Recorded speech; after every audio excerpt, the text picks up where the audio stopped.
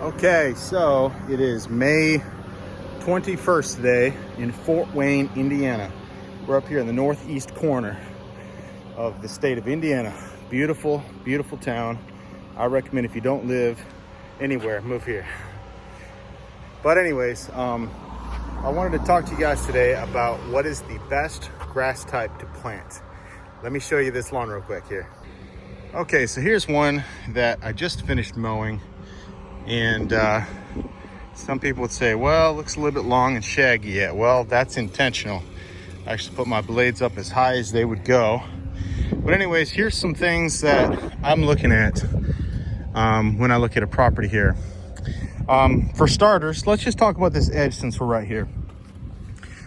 I call these edges the hot zones. Now, in the heat of the summertime, the clay will actually move. It'll actually separate away from the hot zones if you open it up, which I have. I've opened it up, and this has moved about 1/4 of an inch since this spring, which makes my my edging go pretty easily. But that's an indication that the soil is really hot when you see that crack open up. And if you have bare spots anywhere, you'll notice almost like canyons running through your lawn, because you know if you live in northern Indiana, you've got lots of clay. Now, let me take a step back here and I'll see if you can see the color difference in this lawn right here. Okay, can you notice how this section up here is darker and then it's kind of lighter here and you've got a little bit of darkness here? That's because you've got two types of grass. One is Kentucky bluegrass, we're all familiar with that. The other one is turf type Tall Fescue. Now let me show you a couple of blades of grass and I'll illustrate what the difference is here, okay? So this is your turf type fescue right here, see that? Now let's go find a piece of Kentucky bluegrass, okay?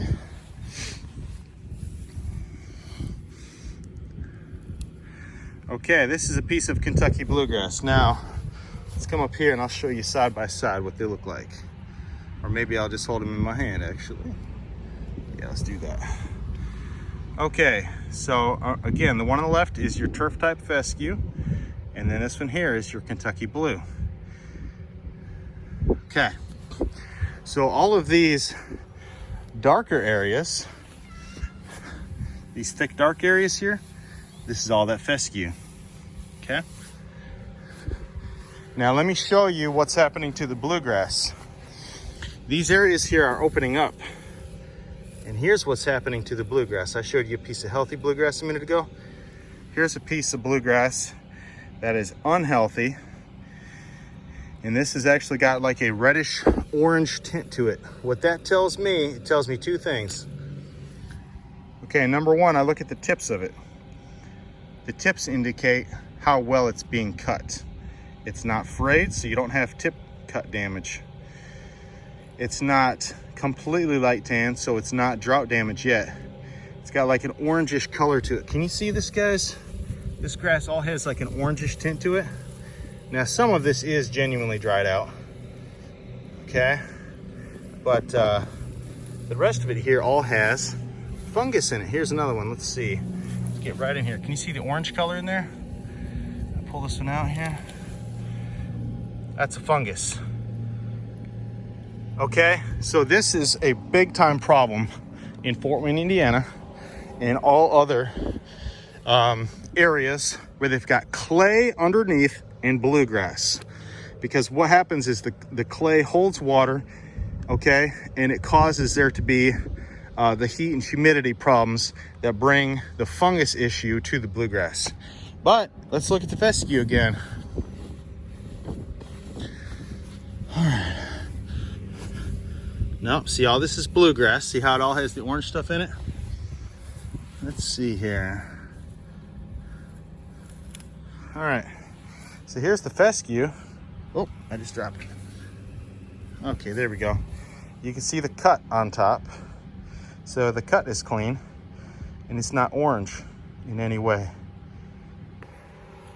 So what I've been telling all my customers for years is when you have clay underneath, you need to plant turf type Tall Fescue. Let's go look at the backyard. Actually, before we get back there, I want to show you, this is a new development. obviously. And this is the type of soil that we've got underneath of here. Now look, this house just got built. Look at all the rocks and gravel that are on this soil. This is what I get to work with when I'm putting these lawns in here. So it's very challenging. And if you have a clay lawn, you know exactly what I'm talking about. This stuff is like, it just turns into boulders. Look at that, I can just pick up the whole thing like a boulder. All right, so here's the backyard. Now on your sides, where you have bluegrass, you're gonna have a little bit of water and a little bit more shade, so it'll stay green. But once you get to these backyards, where it's wide open like this, can you already see the problems that I'm seeing? Okay, look along these lines here, these mower lines. See how it's a lighter color? Look at this. You can see the damage happening right on the wheel tracks. The reason why this happens is because of soil compaction, number one, on bluegrass. Soil compaction on clay, bluegrass. Not to mention all this stuff is hammered by fungus. And we know it's not a result of the mower because your clippings are clean. Here's just an overview of this backyard. It's already a desert wasteland, and we haven't even gotten into the summer yet. You can see all the dark areas and all that, and then the healthy areas over there. Can you see that? Can you see the difference there? Look at this, it's nice and healthy back here. So fescue grass is going to be a lighter colored grass anyways. It just is. Look how nice, and you know, it's a little bit thicker grass, but it's nice. Like, this is nice. Okay. All right, so hopefully that answered your question. If you live in northern Indiana and you're on a clay, rock hard soil lawn, you need to plant turf type tall fescue.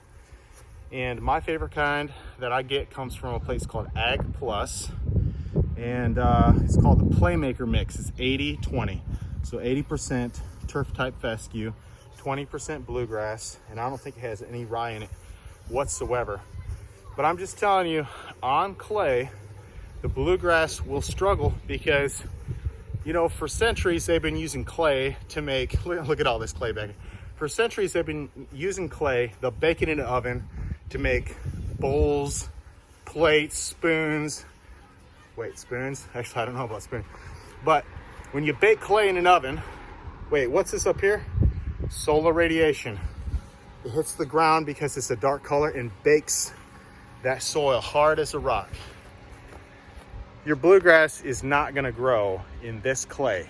Not even if you water it every single day, because in the summertime, it's just too hot. I'm telling you, it's too hot. So, hope that helped you guys. Oh, and if you do have a fescue lawn, tall fescue needs to be cut tall. On your hand, if your hand is in the ground, let's see, can I get it on there? See where all my fingers bend? Just slightly above that, there's a line. That's 5 inches, right about here. So you need to cut your fescue 4.5 to 5 inches so it's really healthy. The deeper the roots, the more water it'll hold. Also, the taller the grass, the more water it'll hold, and it will be able to survive even drought-like conditions in the summertime. Fescue will survive. So take my word for it. If you're in northern Indiana, you need to plant turf type fescue if you have a clay lawn and full sun, and I promise you, you're gonna love it, because check this out. Either you have beautiful fescue or it'll all die with that clay. Now this one here, that's kind of an exaggeration because they haven't planted any grass seed there yet, but anyways, yeah, the bluegrass doesn't do well, and the fescue does. So. All right, well, we had a little bit of traffic. Had a car drive by and some lady walking her stroller. But anyways, I hope that answers your question. What type of grass seed do I need to plant? Where do I buy it from? You buy it from a place called Ag Plus. A lot of people call it the co-op. But I promise you, you won't regret it. And so I hope that helps. Another thing that helps out big time is lime. Maybe I'll make a separate video on that. But if you're on clay, you need a lot of lime. 2 or 3 bags every single year. Okay? Thanks for watching, you guys. Have a great day. Enjoy being outside. Enjoy cutting your grass and just loving nature. So we'll see you later. Have a good one.